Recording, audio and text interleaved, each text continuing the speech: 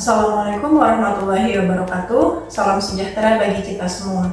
Selamat datang dalam video pembelajaran pernyataan diri dosen dalam unjuk kerja Tridharma Perguruan Tinggi PDD UKT-PT Sertifikasi Dosen, sebuah langkah penting dalam perjalanan profesional kita sebagai pendidik di Indonesia. Perkenalkan, saya Trianisa Rahmawati. Saya dosen dari Program Studi Pendidikan Kimia, Fakultas Pendidikan Matematika dan Ilmu Pengetahuan Alam, Universitas Pendidikan Indonesia. Pada kesempatan kali ini, saya akan memaparkan secara singkat mengenai identitas mata kuliah Kimia Dasar. Mata kuliah ini bernama Mata Kuliah Kimia Dasar dengan kode KI 150. Mata kuliah ini memiliki bobot 4 SKS, di mana secara real kita melakukan perkuliahan 1 minggu 2 kali, di mana setiap pertemuannya dilakukan sebanyak 2 SKS.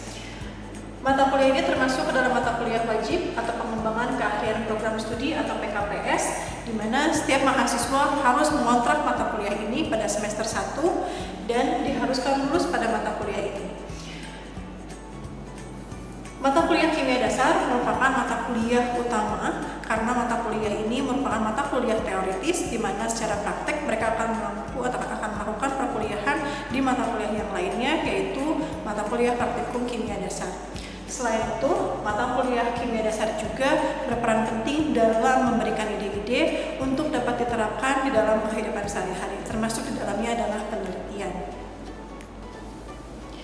Adapun CPL atau capaian pembelajaran lulusan untuk mata kuliah Kimia Dasar terdiri dari 3 CPL, yaitu menguasai pengetahuan matematika, sains, dan ICT yang relevan dengan kimia. Kemudian kedua adalah menguasai konsep teoritis secara umum tentang struktur, dinamika, energetika, kinetika, dan secara khusus dan mendalam pada kimia dasar. Dan yang terakhir adalah mampu menerapkan pemikiran logis, kritis, sistematis, dan inovatif dalam konteks pengembangan atau implementasi ilmu pengetahuan dan teknologi yang memperhatikan dan menerapkan nilai humaniora yang sesuai dengan bidang keahlian. Sementara itu, capaian pembelajaran mata kuliah dari Kimia Dasar itu ada 5, di mana 4 diantaranya adalah aspek pengetahuan. Yang pertama, menguasai konsep dasar kimia pada aspek struktur. Yang kedua, menguasai konsep dasar kimia pada aspek dinamika. Yang ketiga, menguasai konsep dasar kimia pada aspek energetika. Yang keempat, menguasai konsep dasar kimia pada aspek kinetika. Dan yang kelima, aspek KU2, yaitu mampu menerapkan pemikiran logis, kritis, sistematis, dan inovatif dalam konteks pengembangan kimia dasar. Adapun daftar pustaka yang kami gunakan adalah daftar pustaka yang sering digunakan di dalam perkuliahan kimia dasar, tidak hanya di UPI tetapi juga di perguruan tinggi yang lainnya, di mana kita menggunakan 6 sumber, diantaranya buku Brown, lalu buku Petrucci, buku Whiten, Raymond Chang, McMurray, dan juga Zubel. Karena textbook ini yang kami gunakan adalah textbook terbaru, kita selalu mengupdate textbook yang terbaru dan kita sesuaikan dengan kebutuhan, di mana textbook 1 dan 3, buku Brown dan juga buku Whiten itu dijadikan sebagai rujukan utama di dalam perkuliahan ini.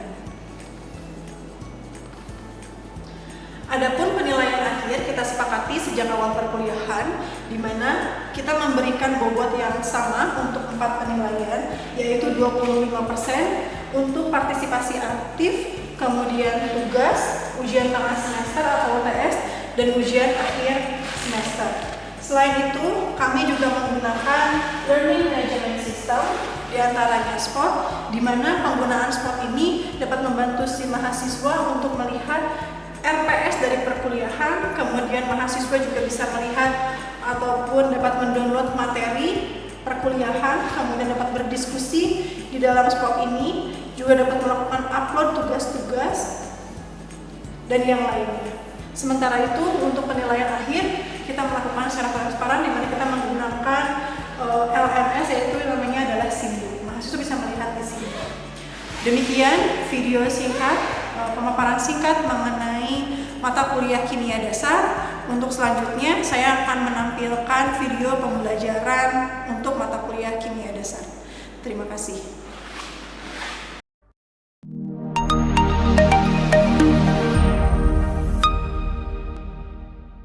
Oke, Apa kabar semuanya? Alhamdulillah, baik Ibu. Hari ini kita akan lanjut perkuliahan kimia dasar. Pertemuan minggu lalu kita belum selesai, kita lanjutkan hari ini. Tapi sebelum kita mulai perkuliahan kimia dasar ini, kita berdoa terlebih dahulu. Berdoa sesuai kepercayaan masing-masing, dipersilakan. Berdoa selesai. Oke, saya lihat sih sudah lengkap semuanya, tapi betul sudah lengkap semuanya? Sudah Ibu. KM? Oke, sudah lengkap semuanya. Kita akan masuk ke pertemuan kita hari ini, yaitu masuk tentang kinetika kimia, yaitu penentuan hukum laju reaksi. Ya, jadi kita akan melanjutkan materi ini, dan untuk hari ini kita lihat CPL-nya adalah menguasai konsep teoritis yang berkaitan langsung dengan kinetika kimia. CPMK-nya ada di CPMK 4, yaitu menguasai konsep dasar kimia pada aspek kinetika. Lalu untuk sub CPMK-nya itu adalah kita bisa menerapkan pemikiran logis, kritis, kreatif terkait dengan aspek kinetika. Ya, dan untuk hari ini kita akan, yang seperti saya sampaikan tadi, bahwa kita belum selesai membahas topik kinetika kimia. Kemarin kita membahas, pekan lalu membahas tentang sifat reaktan, betul ya? Dan sekarang kita akan membahas tentang konsentrasi reaktan. Bagaimana ekspresi hukum laju reaksinya. Gitu ya. Nah, ada yang masih ingat tidak? Pekan lalu kita membahas tentang apa? Nabila. Lalu membahas mengenai pengenalan laju reaksi, yaitu faktor-faktor yang mempengaruhi laju reaksi. Yang pertama itu sifat reaktan. Faktor yang mempengaruhi sifat reaktan itu adalah permukaan bidang, di mana semakin luas permukaan bidang reaktan, semakin banyak area partikel tersebut yang akan bertumbuh sehingga mempercepat laju reaksi. Lalu ada fasa. Contohnya seperti bahan bakar, dalam fasa gas akan lebih mudah meledak langsung dibandingkan dengan fasa cairan gitu. Fasa cairan itu biasanya terbakar terlebih dahulu baru meledak. Jadi bahwa yang tadi disampaikan oleh Nabila itu faktor-faktor yang mempengaruhi laju reaksi dari segi reaktan itu tidak hanya luas permukaan sentuh. Saat kalian di SMA mungkin disebutkan bahwa faktor-faktor yang mempengaruhi laju reaksi itu ada 4, biasanya gitu kan ya. Konsentrasi, luas permukaan sentuh, katalis, dan suhu. Bahwa sebetulnya tidak hanya ini, dari reaktan pun ternyata banyak faktornya. Tadi yang disebutkan oleh Nabila, ada apa saja? Luas permukaan sentuh, terus apalagi alotropnya, masanya, dan lain-lain. Bahan bakar itu contoh yang familiar ya, betul ya. Jadi kita melihat bagaimana bahan bakar di fasa solid itu berbeda, liquid ataupun di gas itu akan sangat berbeda kemampuan kecepatannya dia dalam meledakan. Kan kalau kalian ada di pom bensin, gitu ya, di pom bensin itu dia kan gas ya, jadi ada sulutan api sedikit saja terjadi ledakan. Tapi kalau misalnya bentuknya adalah cairan, ada sulutan api ya membakar dulu, tidak langsung terjadi explosion. Artinya apa? Bahwa fasa walaupun senyawanya sama ternyata mempengaruhi sekali terhadap laju reaksinya, gitu ya. Nah, selain yang tadi disebutkan oleh Nabil, berarti ada apa lagi dong? Yang kalau konsentrasi, apa sebetulnya pengaruh konsentrasi terhadap laju reaksi? Ya. Mungkin kalau konsentrasi terhadap laju reaksi itu sendiri, saat konsentrasinya meningkat, biasanya lajunya juga akan lebih cepat gitu. Dengan meningkat juga, saat konsentrasi meningkat, laju pun akan meningkat. Tadi Anugrah menyebutkan bahwa ketika konsentrasi kita tingkatkan, laju reaksinya dia semakin meningkat. Ada yang bisa memberikan contoh? Contohnya apa ya? Kalau misalnya konsentrasi kita tingkatkan, laju reaksinya meningkat. Contohnya mungkin dengan natrium tiosulfat Ibu dengan hidrogen klorida yang nanti akan bereaksi menghasilkan sulfur SO2 yang nanti bisa kita lihat kalau ada perubahannya itu, ada kalau salah satu ditambahkan ada perubahan yang terjadi gitu Ibu. Bisa dilihat dari sulfurnya mungkin yang lebih mudah. Misalnya tadi ada natrium tiosulfat ya, Na2SO2O direaksikan dengan HCl. Jadi kalau misalnya direaksikan dengan HCl ini, nanti akan terbentuk salah satunya itu adalah sulfur. Sulfur itu rasanya adalah solium. Sebetulnya sih ada lagi yang lain, yaitu SO2, tetapi SO2 itu adalah gas. Ada lagi yang lain, ada H2O, lalu ada NaCl. Ini kalau nanti seratakan. Nah, yang paling mudah itu dialati adalah ini. Sulfur, padan sulfur, ketika kalian misalnya tambahkan Na2S H2O7 ataupun HCl, nanti pembentukan dari sulfur itu akan lebih cepat terbentuk. Jadi misalnya kalau kalian di konsentrasi masing-masing 1 molar misalnya, terbentuk pedatannya itu terbentuk sulfurnya di menit ke-1 misalnya. Ketika kalian naikkan misalnya konsentrasi dari natrium triosulfat, misal terbentuk endapan sudah ketemu di menit ke 0,30 detik lah misalnya ya, jadi akan lebih cepat. Dan ketika kalian turunkan konsentrasinya ya. Jadi itu adalah salah satu contoh yang tadi disebutkan oleh Anugrah. Nah, tetapi pertanyaan saya berikutnya adalah, apakah memang selalu ketika kita naikkan konsentrasi laju reaksi semakin meningkat? Ya tidak. Informasi yang kalian dapatkan apakah selalu ya? Oke, kita cek ya apakah memang demikian, selalu dipengaruhi dan selalu meningkat ketika kita naikkan konsentrasinya ya. Nah, bentuk hukum atau ekspresi hukum laju reaksi itu biasanya dituliskan dalam bentuk seperti ini. Saya yakin kalian tidak asing dengan ekspresi seperti ini, yaitu ditunjukkan dengan V itu adalah laju reaksi, K itu adalah tetapan laju reaksi, A itu adalah konsentrasi, B juga konsentrasi, X dan Y itu adalah reaksi. Saya tanya dari sisi laju reaksi, apakah satuan yang saya tuliskan ini selalu molar per second? Tidak. Bisa apa lagi? Bisa mol per second. Lalu bisa apa lagi?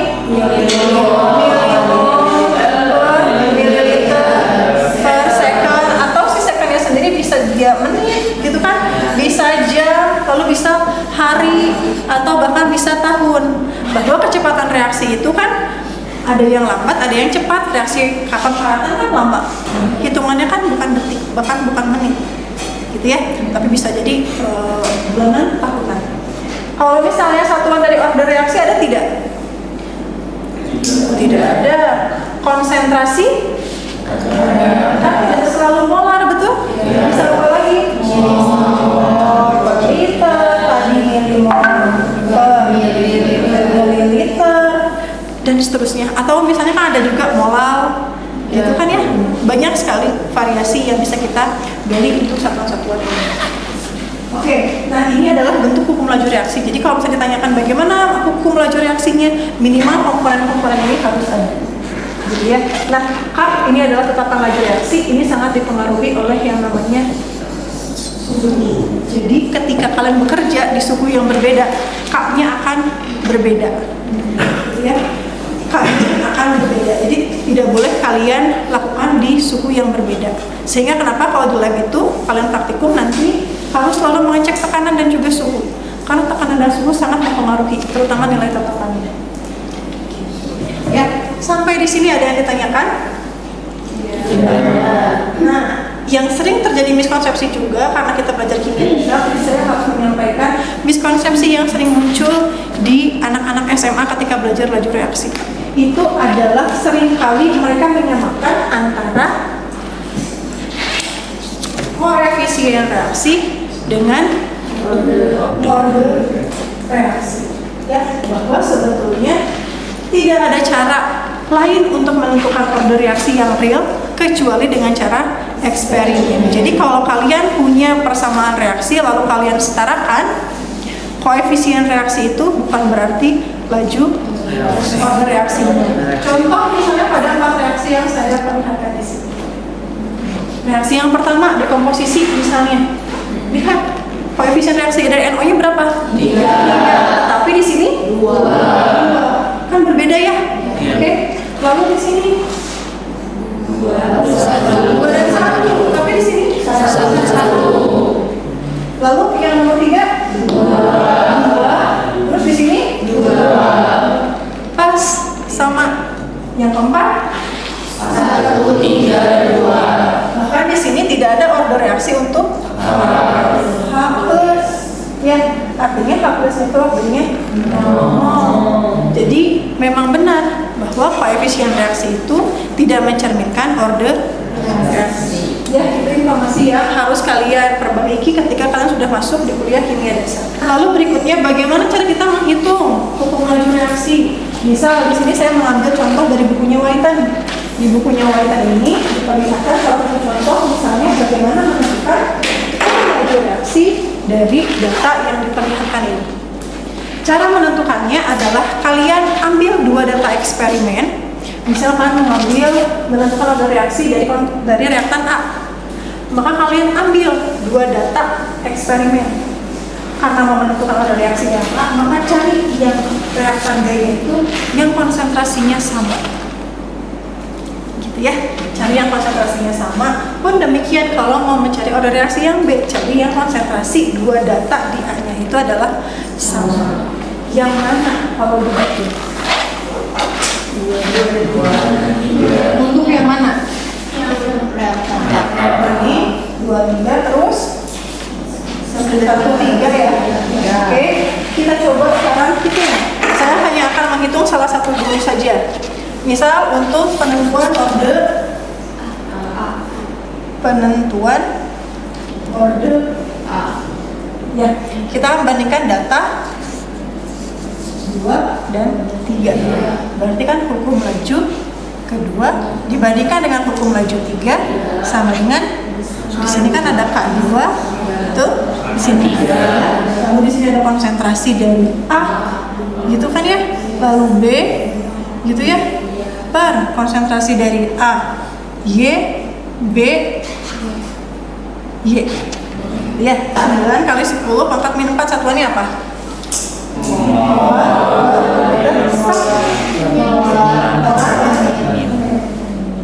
Ini? Terus per 3 kali 10 pangkat min 4 molar per menit. Ini kan boleh kita coret dulu ya. Konsentrasi A nya 0,3. Ini kan molar sebetulnya ya. Terus 0,1 molar, lalu 0,3 per 0,3. Jadi sebenarnya nggak perlu kalian tutupin lagi juga nggak apa-apa ya. Ya, betul. Ini kan coret. Saya mau membuktikan bahwa order reaksi itu tidak ada satuan. Ya. Jangan lupa apa coba di sininya. Order. Ya. Hasilnya berapa? Ini 3. Betul? Ini 3.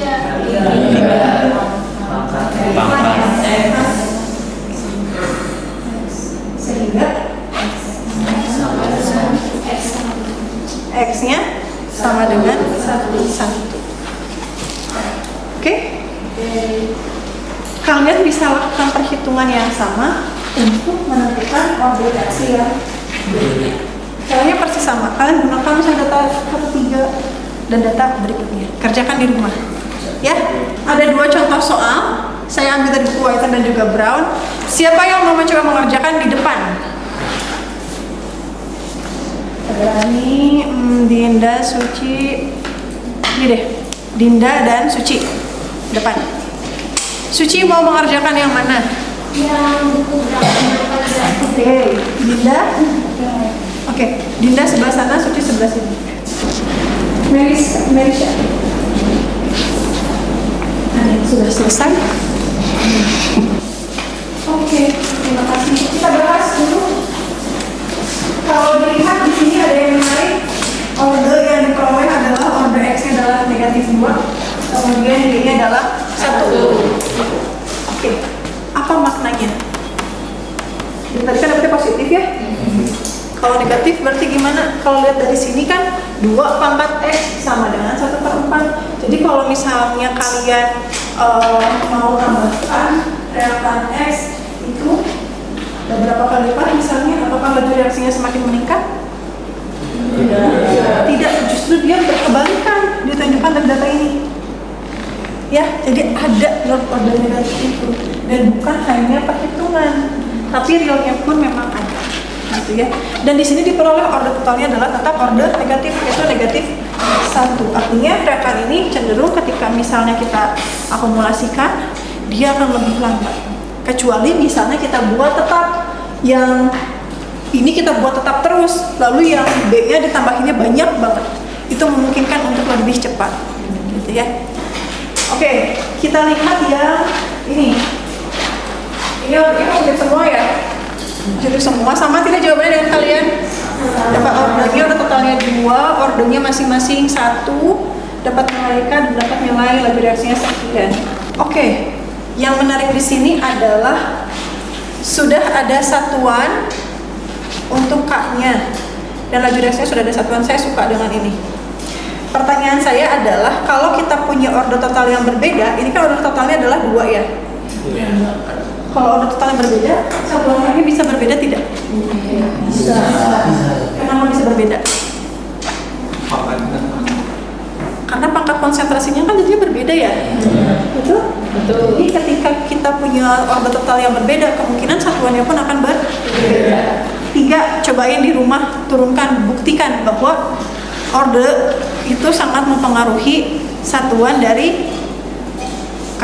Ya, berarti order negatif, order 0, order positif 1, 2 juga cobain. Bener nggak sih satuannya sama? Ya. Oke.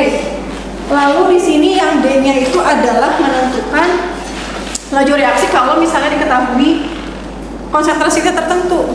Kan tinggal kalian masukkan ke dalam hukum laju reaksinya. K-nya dapat berapa? Konsentrasi yang barunya berapa? Kan dapat laju reaksinya. Ya, oke, mudah? Ada pertanyaan sampai di sini? Tidak. Ada? Tidak ada? Bisa kita lanjutkan? Bisa. Kalau bisa kita lanjutkan, maka yang berikutnya, kesimpulan. Ada yang mau menyimpulkan? Ada Kemal. Jadi, ladies first dulu. Yuk. Jadi kesimpulan pada pembelajaran kali ini yaitu konsentrasi dan laju reaksi itu tidak selalu searah. Bisa dilihat dibuktikan dengan tadi soal ada ordernya itu negatif. Maka ketika kita menambahkan konsentrasi, maka laju reaksinya itu akan memperlambat. Kalau misalkan ordernya itu positif, ketika ditambahkan konsentrasi, maka itu akan mempercepat laju reaksi. Ketika misalkan ordernya itu 0, ketika ditambahkan dengan konsentrasi, maka itu tidak akan mempengaruhi laju reaksinya. Terus tadi untuk selanjutnya itu dari satuan laju reaksi ya, ketika itu tuh tidak berbeda-beda Bu. Jadi harus dilihat dari total ordernya dulu seperti itu Bu. Jadi total order itu mempengaruhi satuan dari K. Oke. Ada yang menambahkan? Ya boleh. Oke, Rahmi lah. Kemal nggak jadi kan?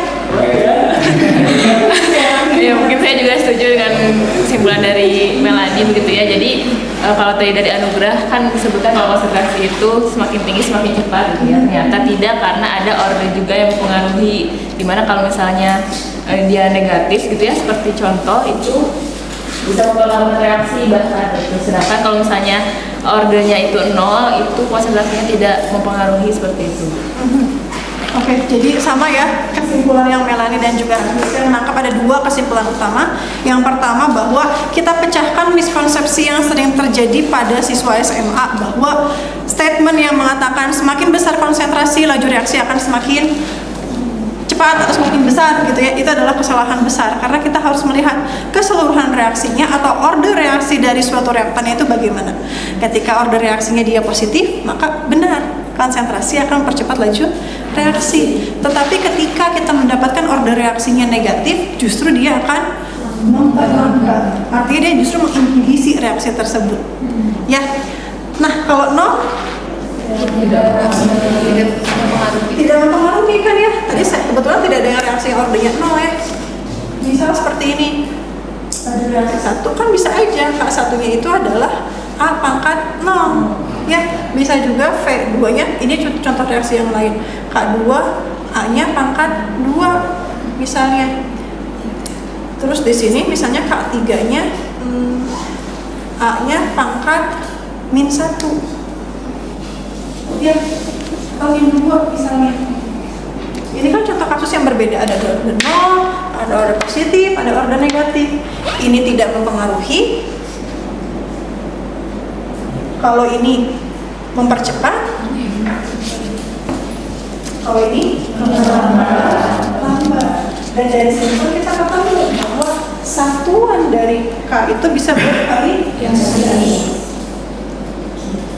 Ya, jadi kalian nanti coba-coba dulu di rumah bagaimana, apakah memang benar yang disampaikan oleh Bu Trianisa ataukah asal baca aja Bu Trianisa itu, atau jangan-jangan miskonsepsi lagi. Jadi kalian coba buktikan dulu secara keseluruhan itu seperti apa. Sampai di sini ada yang ditanyakan? Tidak ada. Kalau tidak ada, maka ini tapi bagian yang saya suka. Itu adalah tugas. Jadi kalian, ini kan sudah terjawab ya? Betul? Iya. Ini sudah terjawab oleh kalian. Jadi tinggal kerjakan di bukunya Whiten atau bukunya Brown lah boleh. Tapi kalau di bukunya Whiten saya sudah tunjukkan beberapa soal yang berkaitan dengan hukum laju reaksi. Kalian kerjakan, tolong jangan pakai, kalau saya sih lebih senang jangan diketik lah. Mendingan tulis tangan oleh kalian, lalu kalian scan, nanti kalian upload ke, saya sudah siapkan di LMS kita, di Spot, kalau kita pakai Spot, jadi kalian bisa unduh materinya di sini. Saya sudah masukkan materinya, lalu unduh tugas kalian, upload tugas kalian di sini.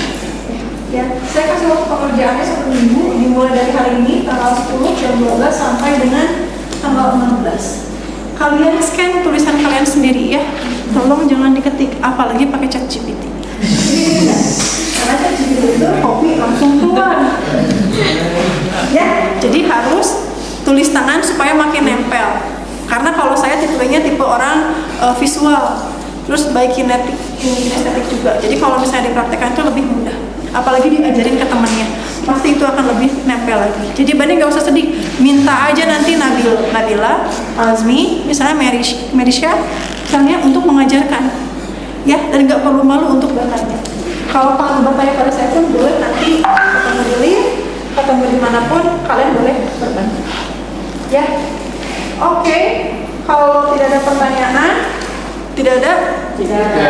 Kalau begitu, evaluasi. Silakan kalian scan barcode ini atau kalian klik link ini untuk evaluasi pembelajaran kita hari ini terkait dengan hukum laju reaksi.